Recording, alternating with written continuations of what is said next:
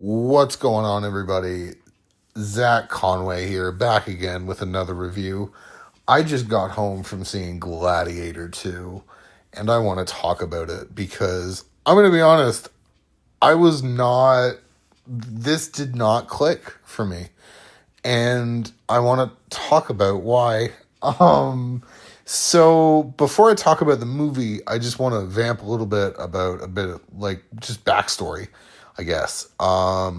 So the first Gladiator was released 24 years ago, and it's a really big movie, and it's a really big like dad core classic. And I have to be honest and say it's one of my cinematic blind spots. And I just watched it for the first time like a couple days ago, and it really like knocked my socks off. And I am sad to report that the sequel does not stand up to the original. And what I'm about to say will shock even me because I really like Paul Mescal. I think he's an incredible actor and frankly a very attractive man. I really think that he, in Normal People and All the Strangers, incredible performances. But in this film, he is not like, they really want like a Russell Crowe type actor to play this part, and Paul Mescal is just not that guy. And it comes across really like, just like, unfortunately, his type of acting does not work in this type of film, I guess. I don't know. Like, it's honestly shocking me to even say this because I think Paul Mescal is one of the best actors of the newer generation of actors, like Jacob Elordi and Barry Keoghan and like all of those actors. I think that Paul Mescal is really good. After Sun is one of my favorite movies of the decade so far. And like I said, it just really, like, I really don't know what went wrong here. He feels like he's in a completely different movie than everybody else because the worst part about his performance is the fact that everybody else in this movie is on their fucking A game. Denzel is cooking in this. He is on one. His performance in this is so good. Like, but Denzel's always good. But in this, it's a different Denzel than you think you're going to get, even based on the trailers. And I was like very happy with the way that he decided to play his character. His performance brought a much needed jolt into the film. Another performance I want to talk about is Joseph Quinn. He was really, really good in this as Emperor Gaeta, I believe is how you pronounce the name. I apologize if I butchered the pronunciation of some of these Roman names. But I think that Joseph Quinn was absolutely batshit insane in this. He gets to do a lot of the stuff that like Joaquin Phoenix did in the first film. There's even a shot kind of mirroring the iconic thumb scene in the first film with Joaquin in the arena that I really liked in this. So another performance I liked is Pedro Pascal as the general. I think that, well, Pedro, that's another actor where I've always really liked his performances. And in this, I think he fits into the vibe that Ridley's going for. Now, let's talk about Ridley's direction. And this man, God fucking bless him. He's 86 years old. He's going to be, I believe, 87 at the end of the month, I believe is when his birthday is, sometime within the next like week or two.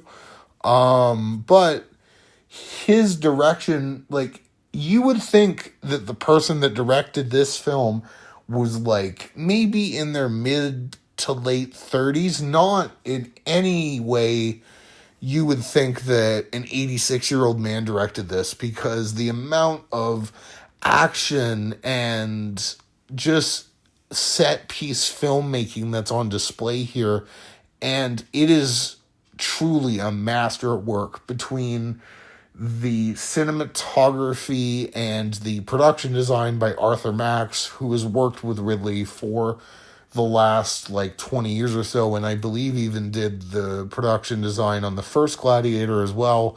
The production design in this is awesome. But yeah, the only negative for me in this film, now that I'm like really kind of getting my thoughts out here, is Paul Mescal's performance. And that's what really sucks because, like I said, I think Paul is an incredible actor. But in this movie, he really does not work. But everything else works. It's a great time at the movies. The CGI on some of the animals is a little rough. But yeah, like, it's a good movie other than the lead performance. If I remember them talking about having like somebody like Austin Butler play this part, and he would have worked a lot better for the type of character that they're going for. I just don't think Paul is able to get to that level, unfortunately. But yeah, so I am going to give this movie a 3 point. I'm going to go, you know what? I'll give it a 3.5, closer to a 3 than an actual 3.5. But I think that the set pieces and just the overall filmmaking and the supporting performances that surround Paul Mescal make this a worthwhile trip out to the theater. And I haven't seen Wicked yet, but I'm sure you could probably see that too. I'm going to go see Wicked at some point, but that'll probably be the next review. But like I said, if you like me rambling like this, please like, share, and subscribe, because unfortunately we are at the end of the video. Like I said, Gladiator 2, 3.5 out of 5. If you saw it, tell me what you thought. If you disagree with my Paul Mescal take, yell at me in the comments. I don't know, man. Like I said, I still like Paul as an actor, and I'm curious to see what he does next. And apparently him and Ridley have another film coming out, so clearly they liked working together. Maybe his performance was like butchered in editing. Who fucking knows, dude? All right, like I said, please like, share, and subscribe, and I will see you guys in the next review, which probably, like I said, will be Wicked. Wicked the film, not as in Wicked is gonna be. Anyway, I'm rambling at this point. Please like, share, and subscribe. See you guys in the next one. Toodles. So I'm editing this review, and I'm noticing that I never really said what bothered me about the movie, and so I'm going to do that now. If you don't want plot spoilers for Gladiator 2, just click off now. You've already sat through 8 minutes of me rambling. You don't need to be spoiled. Click off if you haven't seen the film. I'll give you like a little like grace period. All right. You're gone. Hello, people that have seen the movie.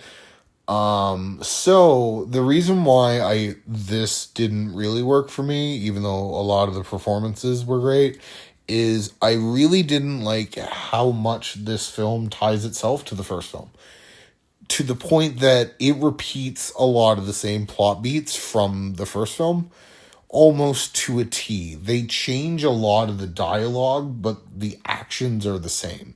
And there's even some mirroring with some of the shots that I'm sure when this film comes out on streaming, people will notice. But yeah, that's what really bothered me, is just the fact that it was a lot more of a legacy sequel than I thought it would be.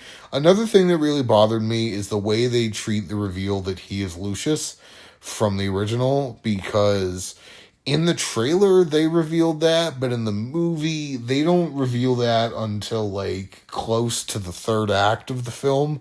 Like the entire movie he goes by a different name in the arena and like pretty much to everybody, and it's not until Connie Nielsen shows up to talk to him that it's revealed that he's Lucius. And I wish that they didn't reveal that in the trailer, because that would have been cool to know in the movie. But yeah, so that's my two main issues with this film. But anyway, like I said, 3.5 out of 5. Still worth it.